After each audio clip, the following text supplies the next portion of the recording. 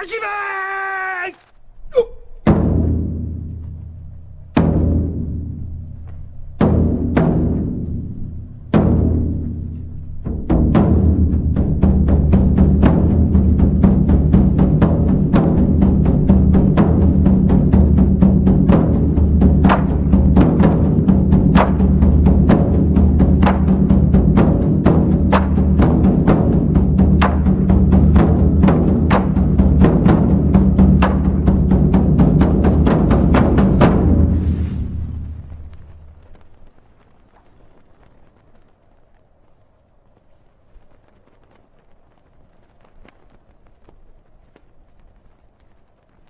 Greetings and salutations, honored lords, legionaries, and commanders.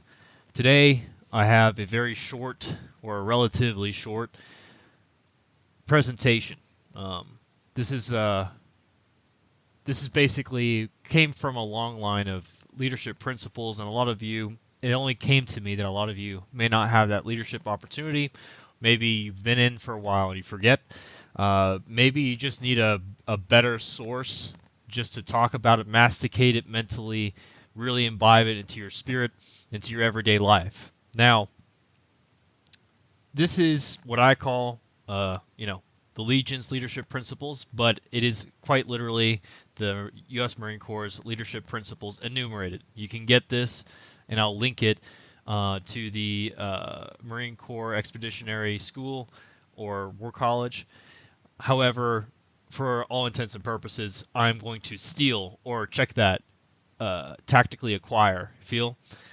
Any case, let's just get started first here and not dilly-dally any further. So, leadership principles, of course, there's 10, and we'll go to each one in detail. And once that brief is completed, we'll go ahead and just review the information that we understood. So, leadership principle number 1, know yourself and seek self-improvement. So this concept is one that explains to you how you should be feeling and bearing all the time, right? So you should always be wanting to win, wanting to train, wanting to get better, wanting to, in the words of Nietzsche, expand your will, your power, right? Your willpower. You want to manifest those characteristic muscles into yourself. Remember that when you stop becoming, you start withering. There's no such thing as being. You're either becoming or you're dying. And one of the most interesting things is you have to work on your weaknesses. So if you're in the military, it's like you know those tactical skills that you're weak at, or even large picture, what you're not so great at. So math, for instance, a lot of people are not so great at math. Take the time, go out of your way, work on, especially if you're an artilleryman or so on, work on trigonometry, work on things. I mean, hell, I know it sounds kind of psychopathic, but I have a little calculus textbook that I bought used from a university just to do it, just to learn it, just to work out my brain in that way. Because remember, as we age, our brain becomes less plastic. The more that you provide your brain with opportunities to learn and grow in ways it's not used to, the more it will grow.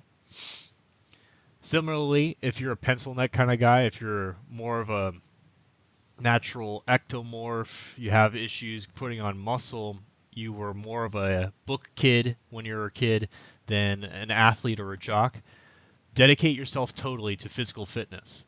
Dedicate yourself that way. If you lack an aggressive spirit, do jiu-jitsu. Go off and do a mixed martial art. Does that make sense? So always be focusing on what you suck at and try to build that up. And of course, the things that you are good at, make an effort and hone it, make it better, perfect it. Continuously seek self-improvement. I don't know if you've noticed, but if you look at the oldest episodes of my transmissions and the newest ones, there's at least this gradual uptick in improvement. I'm always looking to see how I can improve audio quality, which is one of the biggest complaints. I hear you, Legionaries. Or I try to find better thumbnails, better graphics. I'm working on animating these transmissions so you guys are more interested in them. I'm working on expanding the base of social media in which I effuse these transmissions.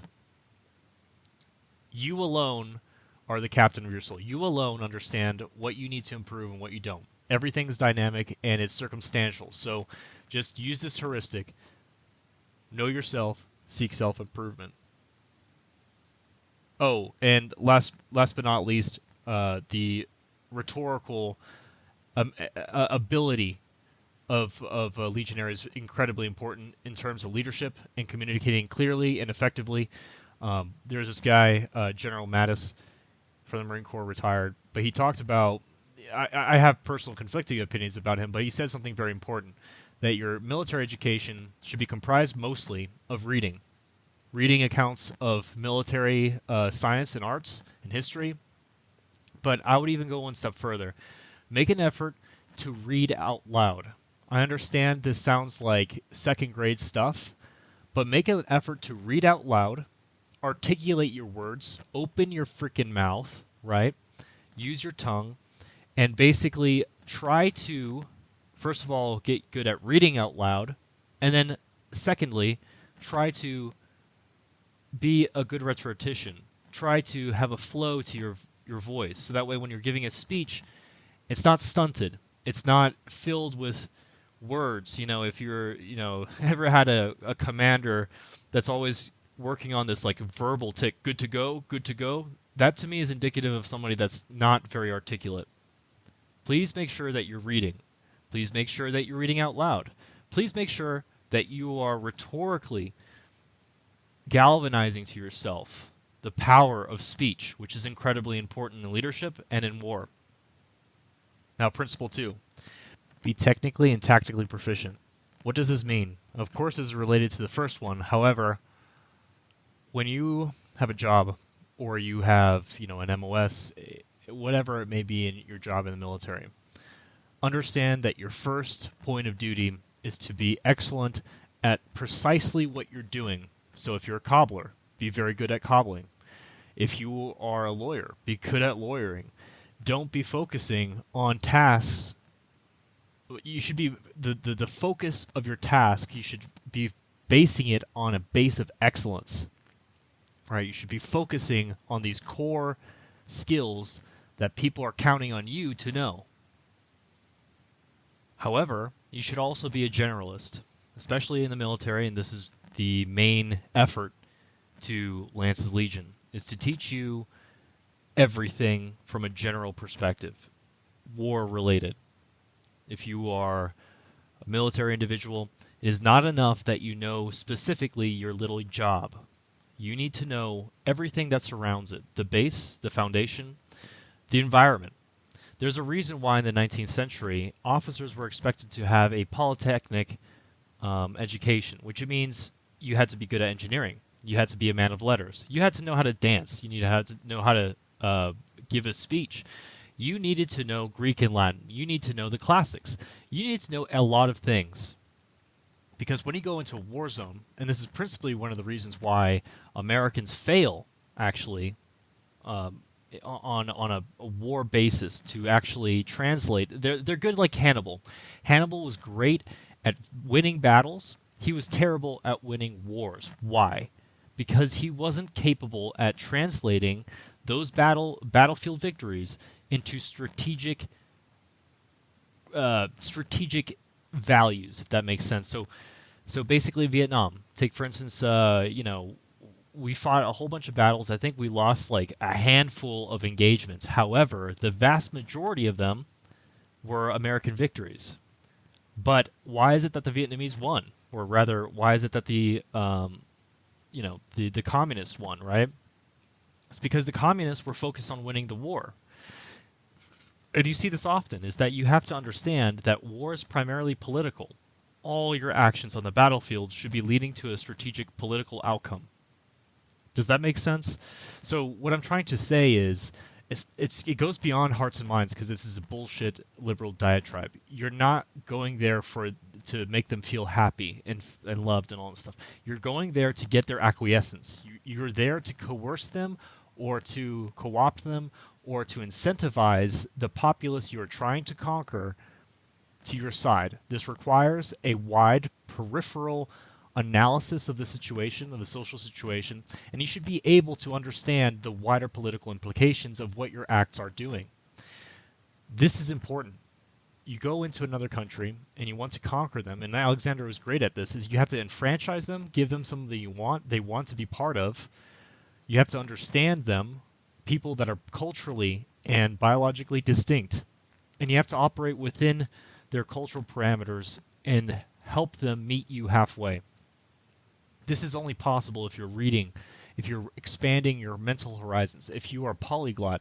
This is why I believe, for instance, being a warrior is the greatest calling, because it's not enough to be good at being a rifleman or a rifle commander or whatever it may be that your little MOS is, which is important that you're excellent at, but you need to know everything, and it is a constant improvement. There is never a moment where you shouldn't be physically exercising or mentally exercising. And this is precisely what it's talked about, is being technically and tactically proficient. And of course, if you're in the services, you should know the culture. You should be ameliorating yourself to the command culture, understanding your history, because it's not necessarily, when people think of history, they think of this as if it's like some nice little gilded, little toy that you put on the shelf. Oh, I know about this. No. That's not how it works. You need to know these things so you become part of it. So you have a history. It's like almost like a memory. You work through that and you add to it. You give yourself context. You give yourself a dynamism, and it forces you to be able to operate within the cultural dynamic of your organization. And now, of course, there are limitations to that. You have to think dynamically and be able to step outside the box. Sitting too much inside the box, which is a classic military problem, a cognitive conservative problem, we have to be able to go beyond history. However, it is important to be functioning from the foundation of history. So you need one foot in the past to be able to have one foot in the future. I hope that kind of understands and resonates. If any of you have any questions after this, please drop a comment, and I'll elucidate in further due course. Now, continuing on, know your Marines, or rather, know your Legionaries, and look out for their welfare. So, as a leader, it's not enough to treat, especially play video games, right? You have NPCs, and they'll do whatever you want. Unquestioning obedience to orders, act like they're little cogs, but reality is not that. Reality is the case that you're dealing with human lives, men and women who put their trust in you to help them train, to help them fight, but also to help them live. Lejeune actually had this great leadership principle in which he believed that it was a commander's duty to act as a father, to of course give them discipline, of course give them instruction, of course give them all the exigencies of combat and warfare and training. However, also to look out for their personal growth, their personal spiritual development, their personal well-being, to train them in more ways than simply as a worker. We are not workers. We are warriors, and warriors are a total human being. You should be looking out for their welfare. This means making sure their food is okay at the chow hall, making sure that they have everything they need. If they have problems at home, they're in debt, they need help in some way, some guidance, give it to them. It's expected of you to be more than simply a military commander, X, Y, Z. It's expected of you to be, a counselor, a life coach, a mentor. And the moment that you fail to do that for those that are below you or to your side in parallel or even to your superiors, that's the moment you start failing. So remember, know your legionaries and look out for their welfare.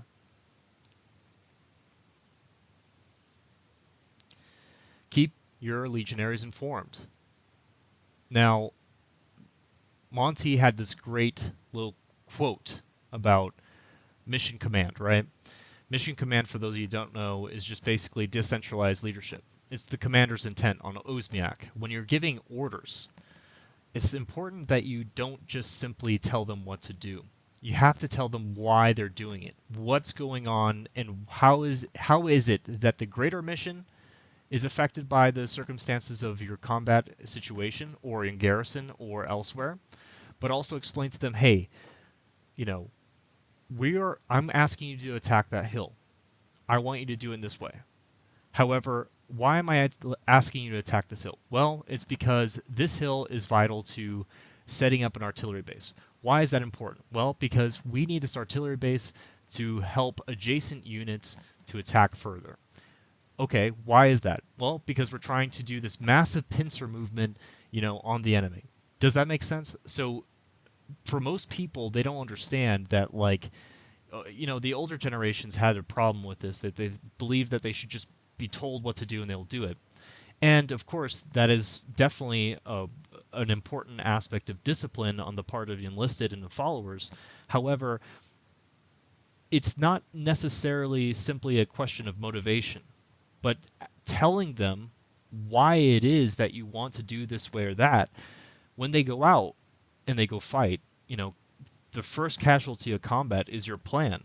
It helps them think, okay, plan A that my commander gave me doesn't work, but his intent is to do X. The way that he basically told me to skin this cat is not working out. Guess what? I'm going to skin this cat this other way. However, I'm given a left and right lateral limit by his commander's intent. So I'm given a cone of action as opposed to one very thin strand of path to walk. This is why in World War II the Wehrmacht was far superior to the French. It's because the French were doing this deeply centralized command and control system that only allowed commanders to do and act along the way that they were told to do.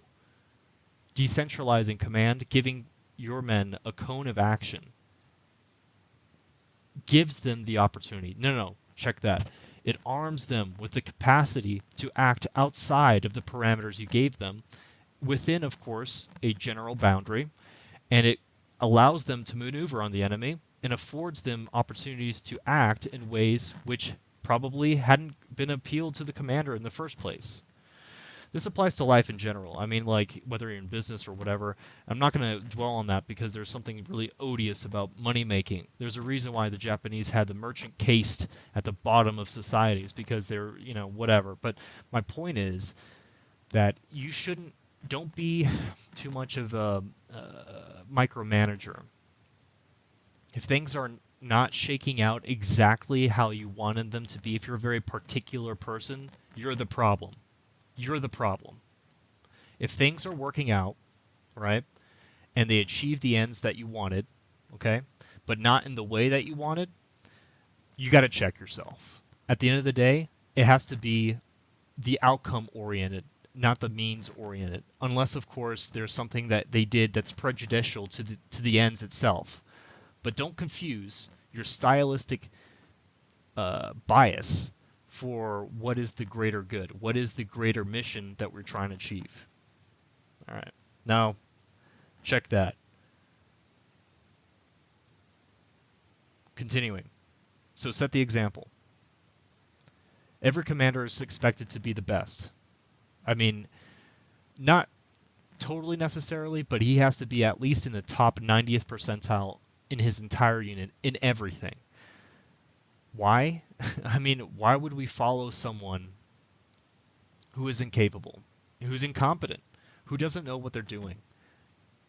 And therefore, how could you expect others to surpass you when you're not capable of achieving that yourself?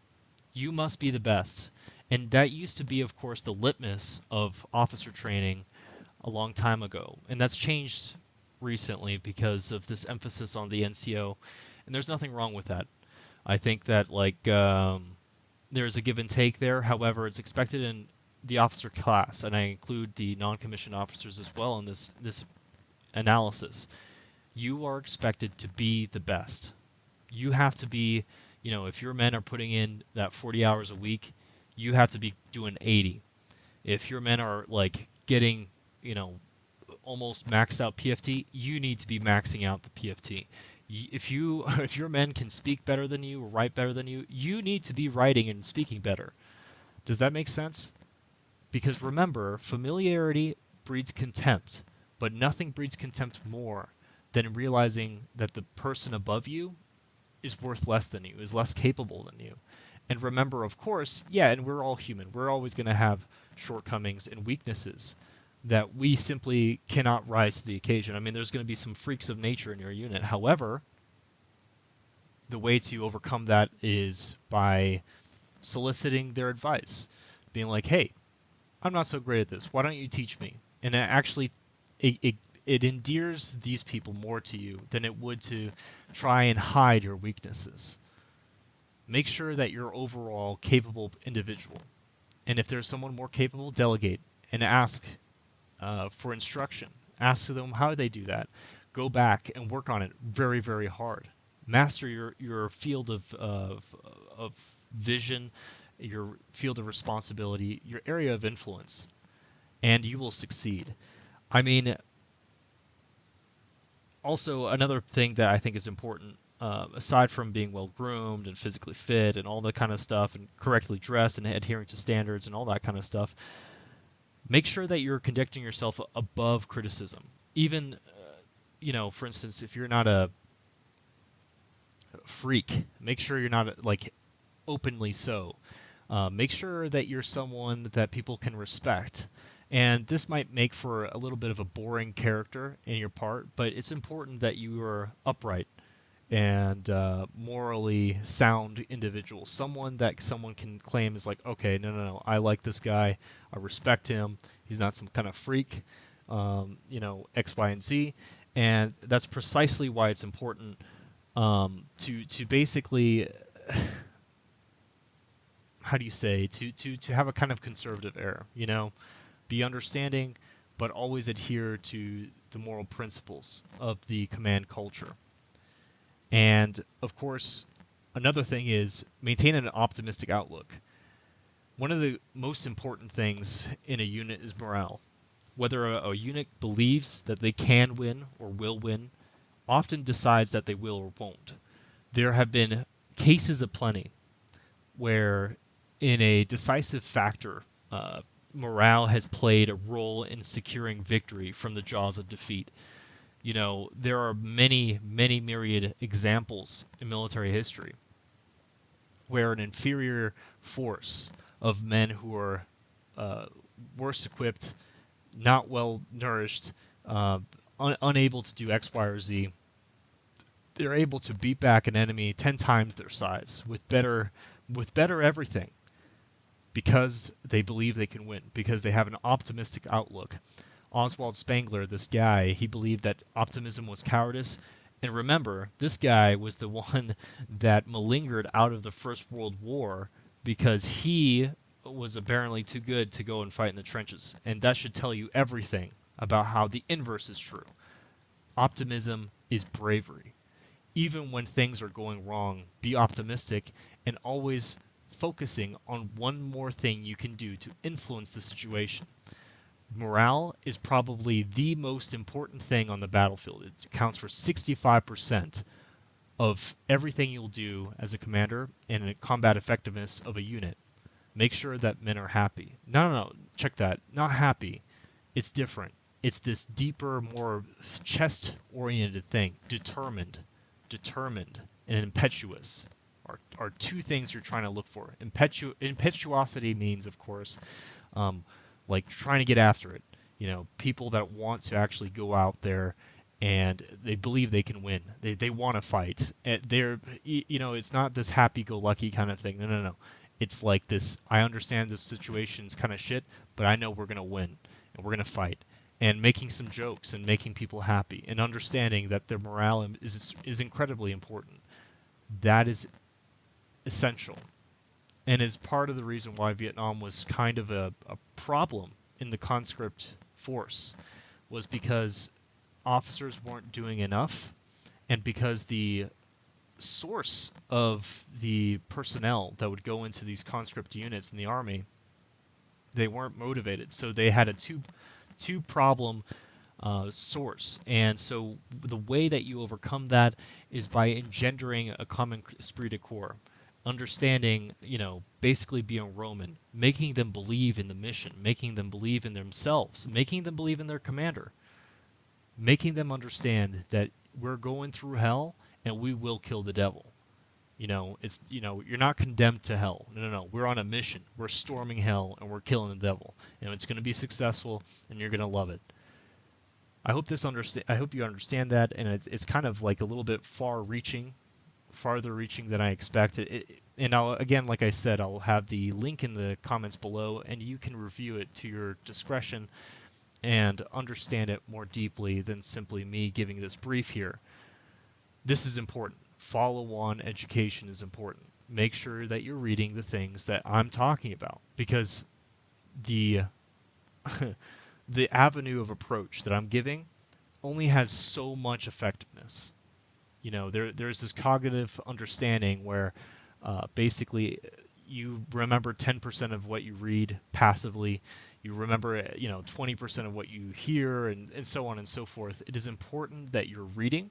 It's important that you're listening. It's important that you're seeing. It's important that you teach others what you're hearing here now. It's important that you apply when you're like in your unit or when you're off and doing your shit, that you basically are trying to apply the lens that I'm providing you now in the circumstances that you arrive at. I'll go into this more at the end. Number 6, ensure the task is understood, supervised, and accomplished. What does this mean? Well, when you're giving orders, give it concisely. Make sure it's laconic, and it encapsulates everything you expect. In that commander's intent, it is clear enough for them to understand it, but also that it allows them to conceptualize it. So remember, when you're in a unit, not everyone is as smart as you, okay? And or idiosyncratic, so not everyone is as particular or has the same background as you. So you have to be communicating at a common level, but also don't speak so low that you insult them. Don't make it seem like they're idiots either. And in fact, they aren't. They're sometimes smarter than you. So make sure that you're communicating in a rhetorical fashion that is respectful, that entrusts them to have a certain level of intelligence, but is basic and simple enough to be readily understood at all levels. Once you give your orders, make sure that you're supervising. So you're inspecting what you expect. Lay off. Let it kind of roll out. Once you roll the dice, don't be right on top of it. Just see what's going on. Okay? Every once in a while, you can do a spot check. Maybe you go over to a Legionary and be like, "Hey, what's this process that you're doing in furtherance of the mission I gave you?"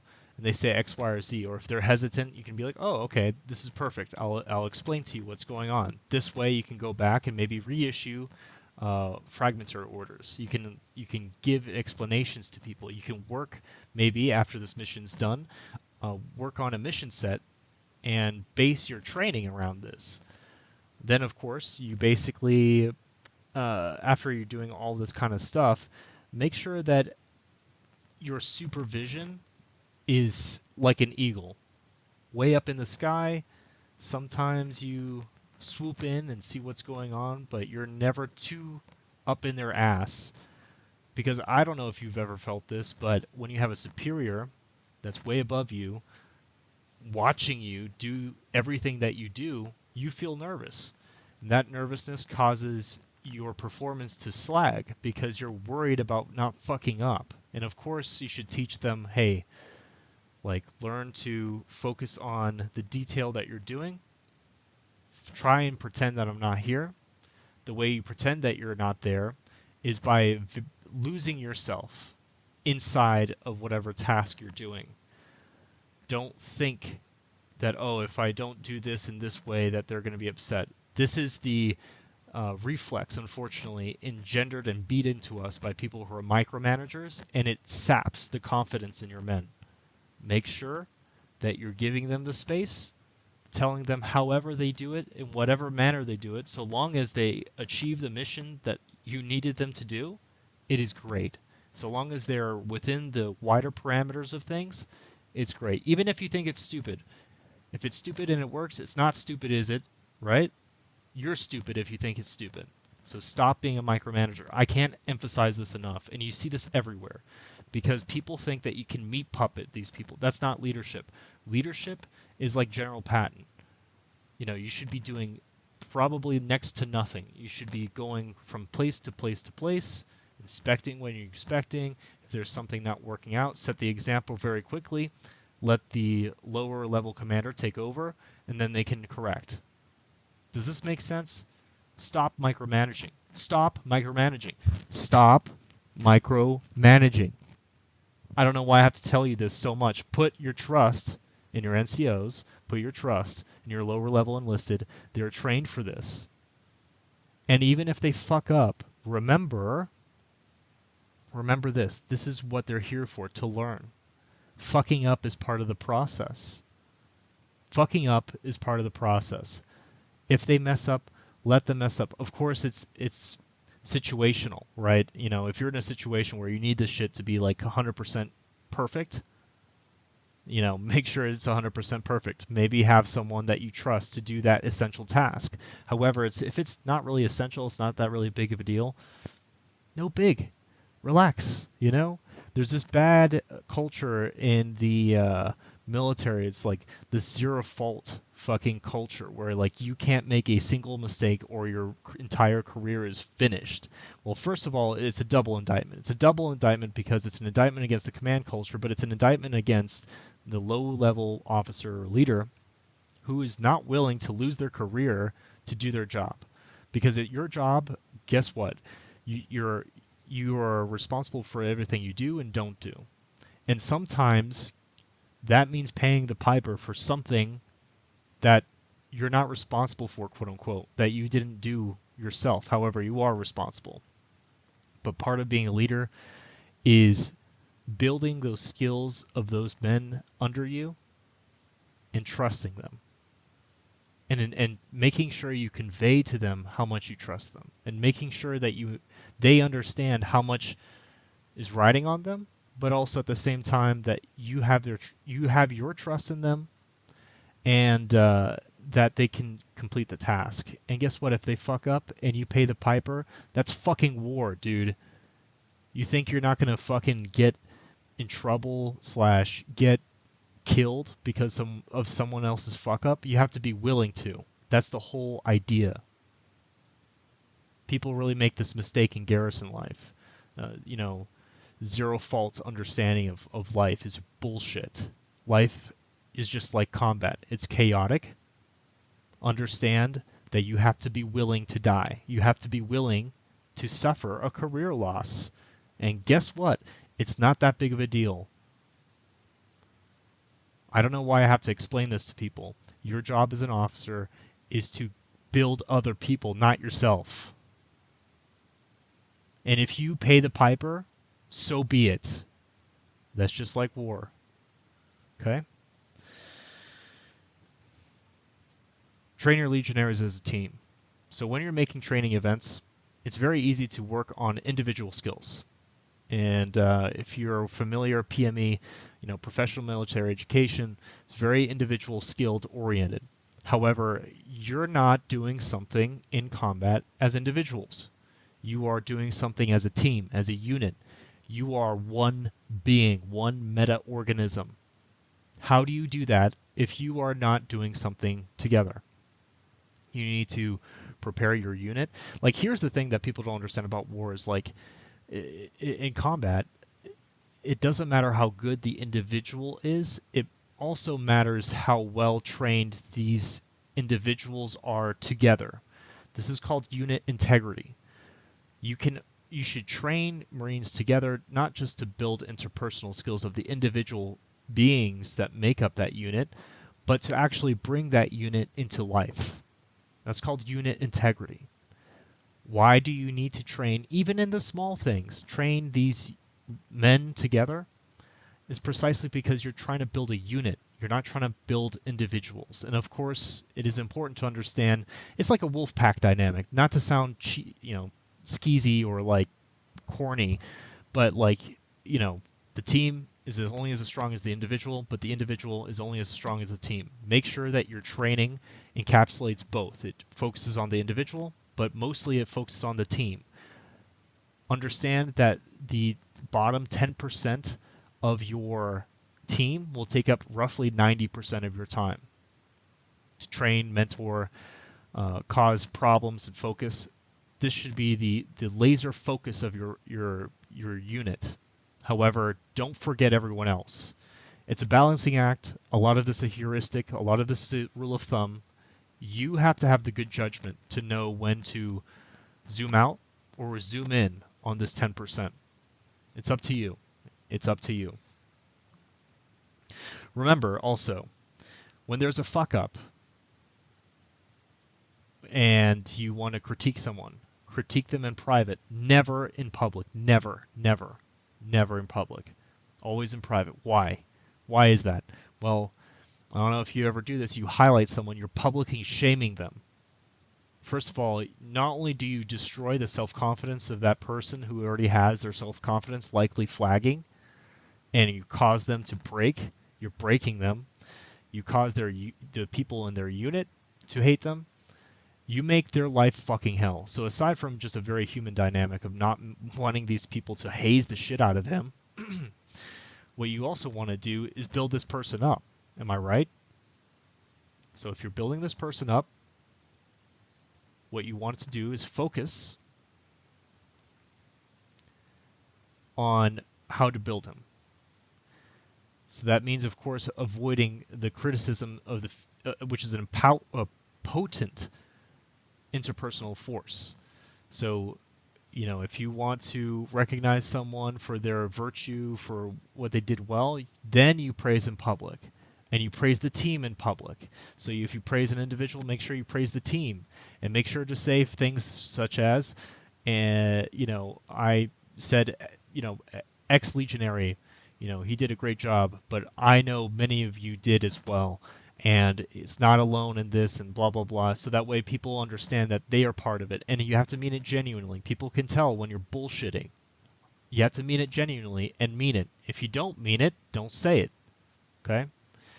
If it's the case that you have only one dude who is pulling carrying the entire team on his back, even then, don't give public praise. Okay? You don't want to create envy. You ask him to come into your office very subtly, diplomatically, and say, hey, you did a great job today. I just want to let you know, but I just didn't want to cause problems between the team. But I just want to make sure you understand, hey, you did a great job. I recognize you. I see you. Thank you. Thank you for that. And please continue. Let me know what you need. What do you think the team needs? Canvas him for what you think was happening. And maybe, incorporate that into your training, into your leadership, and so on. And I believe that should be enough, but you should always be training as a team. Team integrity, understanding how to reward and punish, understanding diplomacy, tact, right? JJ did tie buckle, tact. Tact is so important. And understanding not to lose your shit at someone in public, make sure not to do X, Y, or Z. That is incredibly important. And once you do that, you'll master command.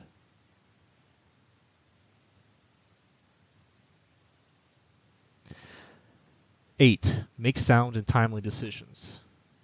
So this is, as JJ did tie buckle, kind of correlates to, right? Decisiveness, good judgment, initiative.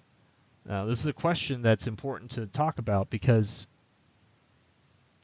not just as a leader are you supposed to be making these, but you're supposed to engender in those under you. What is it exactly that they need to be doing? How they need to be acting? Make your organization make mistakes of initiative, not mistakes of complacency and fear. Be unafraid for them to fuck up, again, but make sure that the way that they fuck up comes from a place of overexuberance, of being, together, gung-ho, so to speak, to be a high achiever. Not because he's making a mistake, which resulted from, of course, him being afraid of you coming down hard on him, or his leadership coming down hard on him, or being afraid that, if he fucks up, it's the end of X, Y, or Z, which is why, of course, the command culture of zero fault, whatever, it needs to go. It's precisely this, is because once you overcome that, once you engender that, you will always succeed. Because remember, in life, just like combat, the attack always has the initiative. The attack always has the overwhelming power. Defense is a losing situation. Defense should be only like a very circumstantial situation to be in. You should always be on the attack. Train your Marines into a command culture of the attack. Be aggressive. Be aggressive. Be aggressive. I don't know why I have to say this so many times. You should be more afraid of appearing as a coward. You should be more afraid as appearing as incompetent or unwilling than you are afraid of looking stupid. I can't tell you how many times I've looked stupid in front of people. I don't give a fuck. The reason why I know so many languages is precisely because I didn't mind looking like an idiot, saying something, conjugating something wrong. The reason why I have achieved stuff in life is because I am not afraid of the repercussions. Because I know I achieve more when I go out and attack, and guess what? 75% of the times, my attacks don't fucking result in anything positive. 25% of the time, it's catastrophic. However, the top 25% of my attacks always end up in fruits, which far outweigh any of the costs and the casualties of my lost attacks. Okay? You have to understand that. Make sure that you're imparting that attitude in your subordinates and in your subordinate leaders as well. Make sure that your processes, of course, are logical. Make sure you're not doing some crazy shit. Keep it simple, stupid. Make sure that your team is organized simply, stupid. Make sure that's happening at a very simple level, because when you're tired and it's monotonous, it's going to be difficult to remember the process. So make sure you're keeping everything simple and sound. You're keeping it rational. Also, make sure you're giving warning orders. So make sure you're not just giving snap orders. Make sure that you're telling them, hey, something just came up in an hour. I want you to be ready to move. Get ready. So you're giving people warning orders, right? Warnos. You're giving people head starts, so that way the orders bleed down the chain of command and it brings up readiness at your deepest level. Because if you expect people to be ready at the, flick of the wrist, what's going to happen is people are not going to have their shit together. They're not going to be prepared. There's going to be shit all over the place and all that kind of stuff, which is very difficult because people are not always immediately ready. They should be trying to. However, that's not always possible. In fact, most times it's not. Just remember that as a leader. Give people forewarning of any timely movements. All right. Now, principle number 9. Develop a sense of responsibility among your subordinates. What does this mean? Delegate.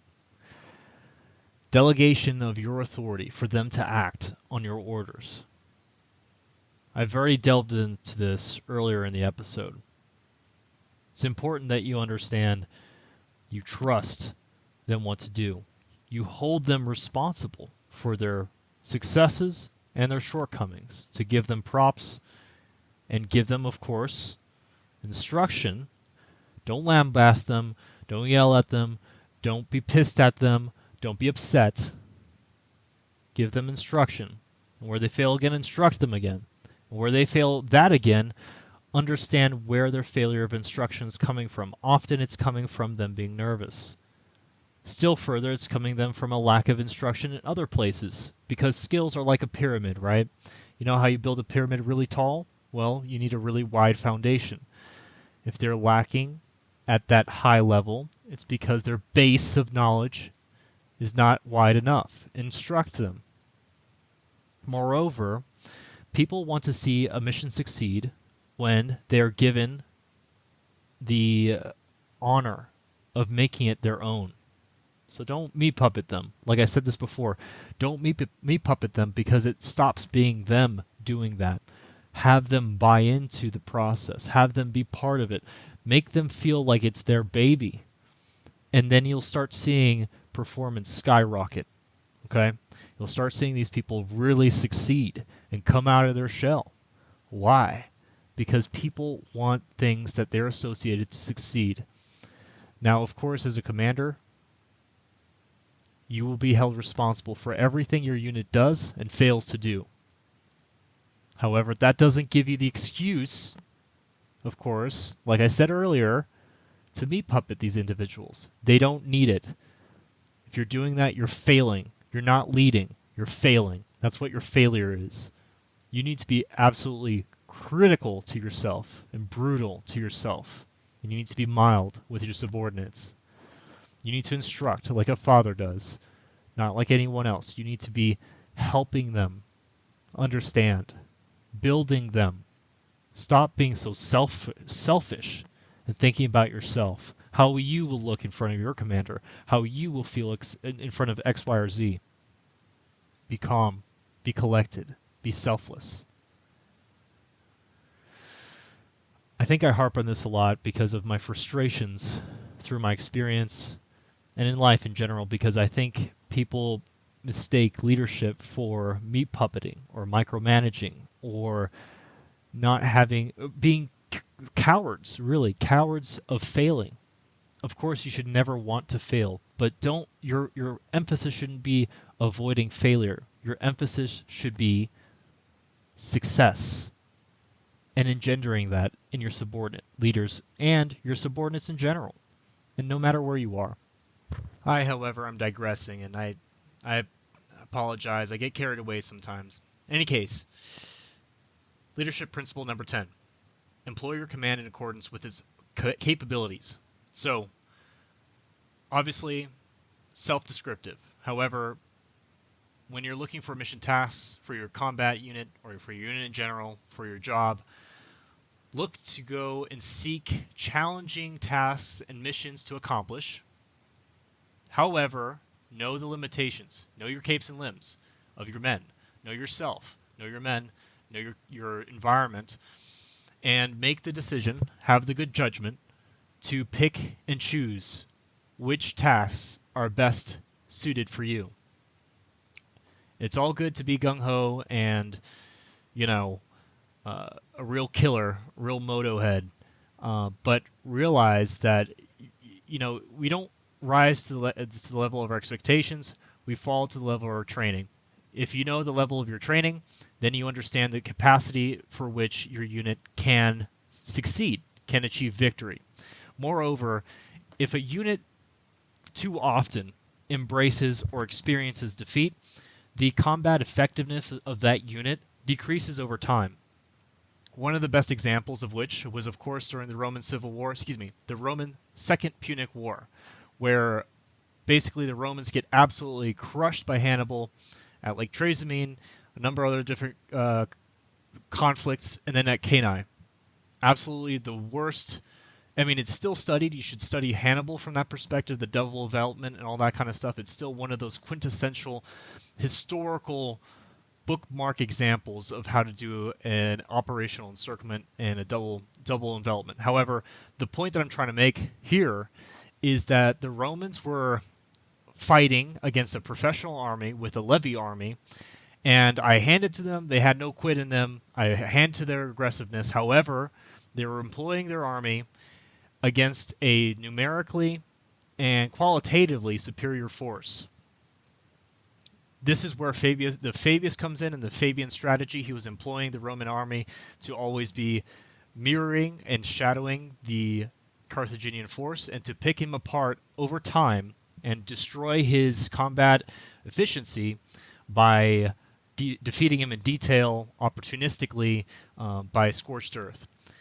Now, the reason why he did that, and employed the Roman army in such a way, and ultimately is precisely why the Romans were able to stave off ultimate defeat and finally achieve victory with Scipio Africanus, was because he employed his military in a positive way. The Roman army, when he gained control, had become too accustomed to defeat. So he understood, okay, there are certain capabilities that have become degraded due to these massive defeats. I must employ them in such a way that they can win. This Fabian strategy is precisely how the legionaries could win. They had great discipline, they had great verve, they had great aggressiveness. However, he had to pull the leash on them a little bit to make sure that they don't get engaged, right? And break off any major engagements. This way, they're not able to, basically get ultimately defeated on the operational strategic level. Now, you may not be commanding massive armies. Maybe one day. I know you will, Legionary. I know you will. But today, when it's your fire team, when it's your company, understand what you're good at. Understand yourself. Be honest with yourself. Obviously, engender a high morale and a high ability, self-confidence. But don't endanger that by putting your task and men in a mission that they can't achieve. Okay? Employ them how you know you should employ them. And make sure to assign the task equally amongst your legionaries. Make sure that they are all given things that of worth. Don't pile on tasks on your most capable legionary. Make sure they're spaced out. Give your lower performers the benefit of the doubt and the ability to self-accrete, to build through experience, coach them, aid them, trust them, even if they fail or if they have a history of failing. Understand that. Know your men. Prepare if they fail, but also never lose faith in them. That's the most important part. Never lose faith in your own men. And, of course,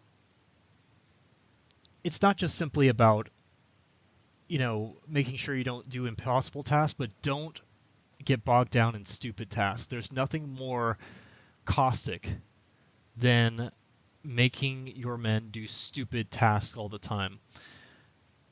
There's a saying in the military or in life that idle hands are the devil's playthings. This is absolutely true.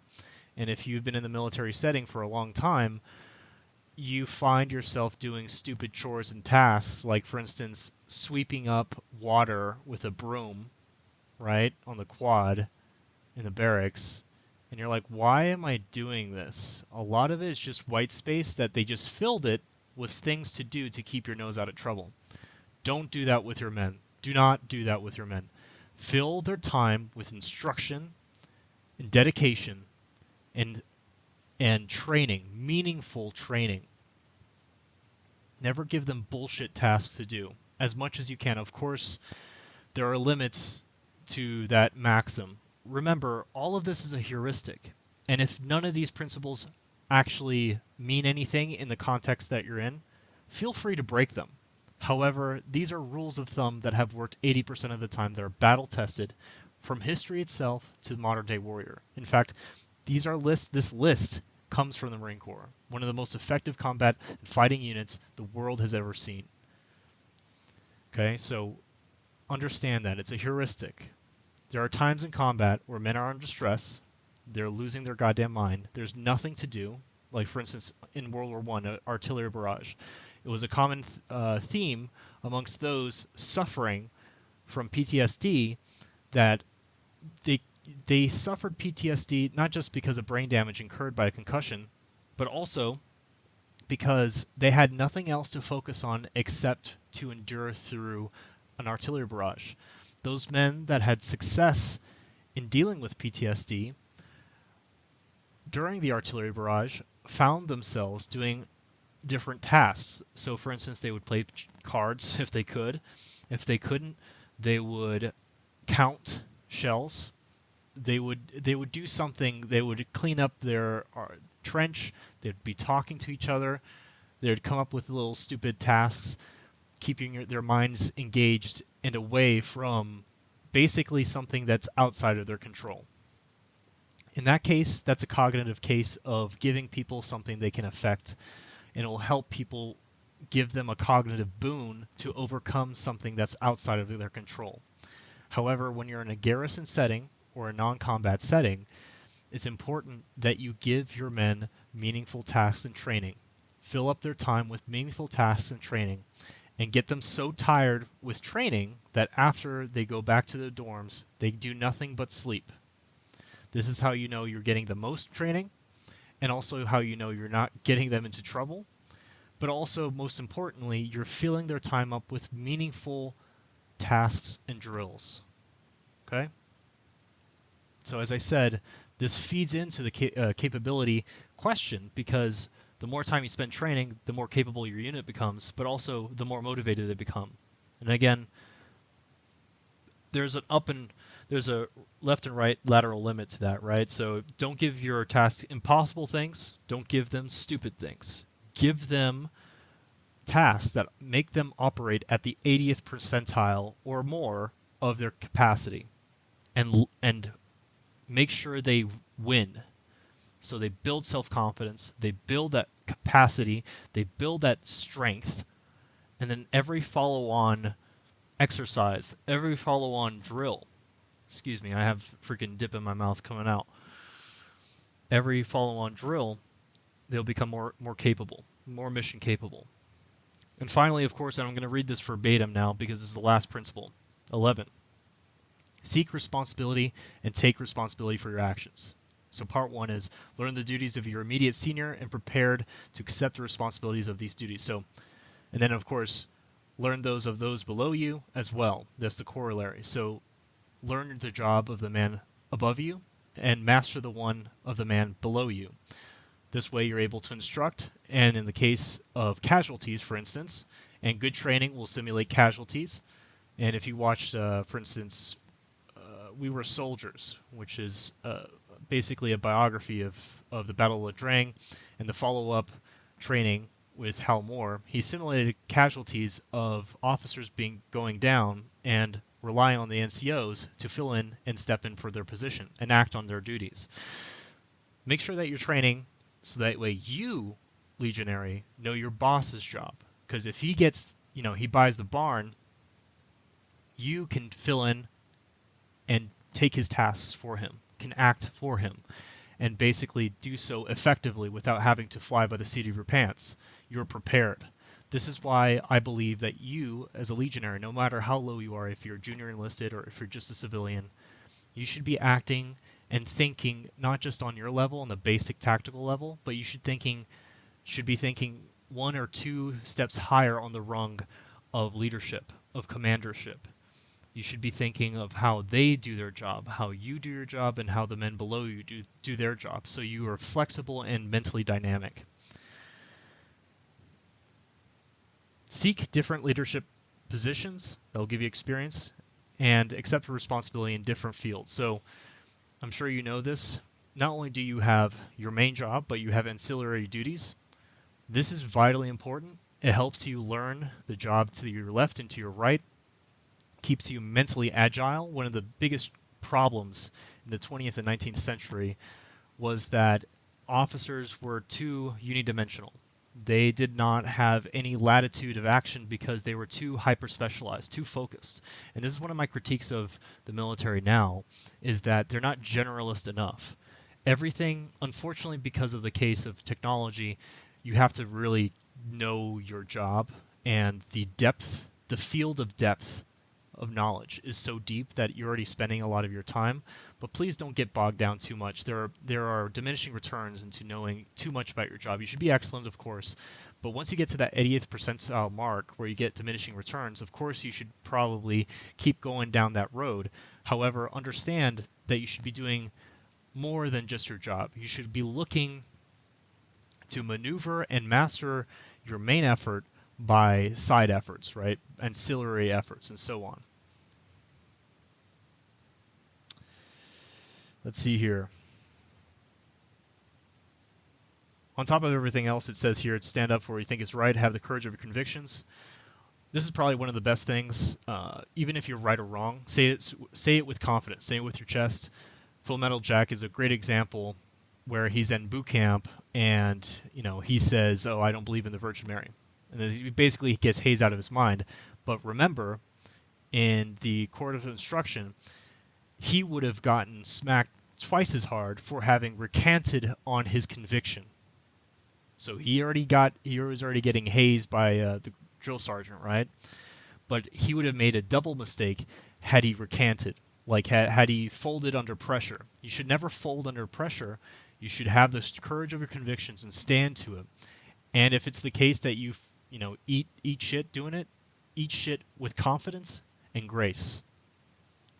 Only after the fact, go back and reassess and redeploy, reattack along new lines.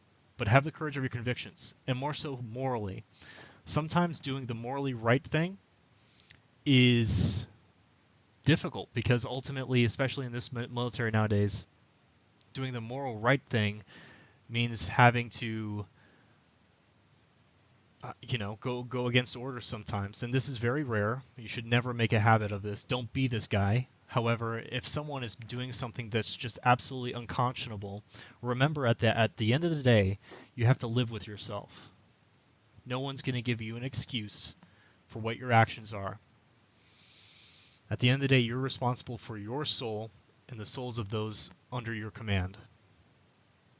Don't act on orders simply because someone told you. Don't be a yes man. Be a thinker. Have a soul. Understand that you're not a bug. You're a man. And the question is circumstantial, right? I'm not saying every small thing, every little thing should be a moral question, because I hate moral fags like that. But there are some big ones that should be hard red lines, and even if you have to die for your convictions, do so. That's a very important point. And even if your career has to be a casualty in that war, the more important war, the moral one, be willing to sacrifice it too.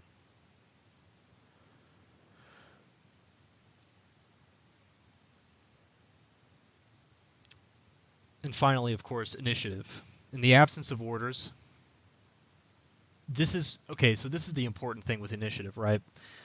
People don't understand what initiative is. It's necessarily a posture. So if there's nothing to do, there are no orders, you're just sitting there with your thumb up your ass, someone with initiative doesn't need in their head someone telling them what to do it. Think to yourself, what would your commander want you to do?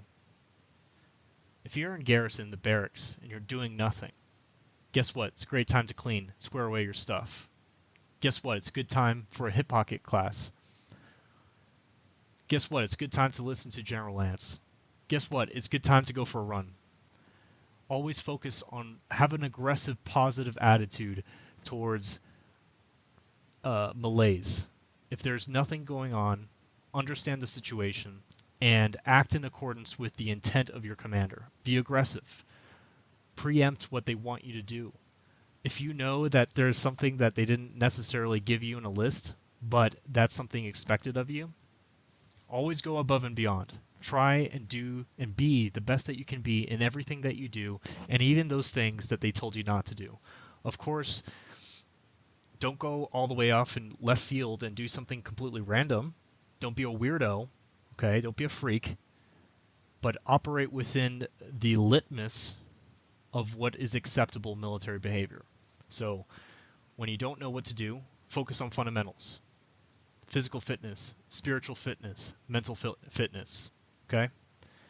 And operate under the conditions that you're in. There's never an excuse to sit with your thumb up your ass or your men's thumbs up their asses. It's your job to take the initiative. So that concludes the leadership principles, and it's like I said, I'll be linking the document below that I'm citing from. However, the analysis, final part. You should be taking leadership principles, and JJ did tie buckle, and you should be thinking to yourself every time you are given a question of command, even when you're having a shortcoming, when you're having a success, reflect. Reflect on what you did, what you failed to do, what you could do better. The best way I did it basically was when I went to bed, I thought to myself, okay, I fucked up there. Yes, it's rounds down range, but we're going to focus on how we adjust fire. In this case, in leadership, when you're in bed, you think to yourself, how could I have done this better? Okay? Even with your successes, how could you do it better? I don't believe in the maxim, if it's not broke, don't fix it. That's bullshit. Innovation happens when you can make a process better. If you're a shit-hot dude, which very few of you are, and if you're real with yourself, you will always, always know that you have vulnerabilities, that you have positions of weakness that you could work on. So therefore, always be reflecting. Always take the time, the downtime that you may have just before bed, and think to yourself through the course of events of the day, through the paradigm of leadership principles and leadership traits, what you could have done better. Really masticate the situation. You have the benefit of hindsight.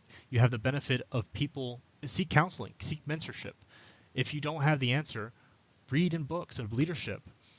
And finally, this is all very important, and I'm very glad that you listened to this. However, there is a book and a guy, and I know I'm going to hear a lot of scoffing, and some people think he's kind of a joke or whatever because he's become too commoditized. However, I will swear by this guy, Jocko Willink. Great book, Extreme Ownership, changed my life about leadership and life itself.